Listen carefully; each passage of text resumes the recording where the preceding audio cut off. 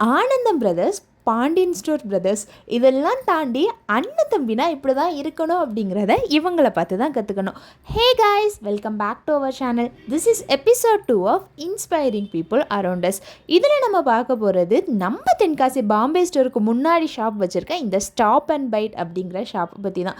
இந்த ஷாப்பை அண்ணன் அவங்களோட தம்பிக்காக வச்சு கொடுத்துருக்காங்க. அது மட்டும் இல்லாமல் அந்த ஷாப்பில் நின்று அவங்களுக்கான எல்லா ஹெல்ப்பையுமே பக்காவாக பண்ணி கொடுத்துட்டு இருக்காங்க. ஒர்க் முடிஞ்சதுக்கப்புறம் ஈவினிங் டைமில் ஃப்ரெண்ட்ஸோடு சேர்ந்து குட்டி சவரில் உட்காந்து கெட்டு போகாமல் இந்த மாதிரி பிஸ்னஸாக ஒன்றா சேர்ந்து முன்னேறலாம் அப்படின்னு ஓப்பன் பண்ண ஷாப்பில் இந்த ஸ்டாப் அண்ட் பைட் கேட்கவே செம்மையாக இருக்குல்ல.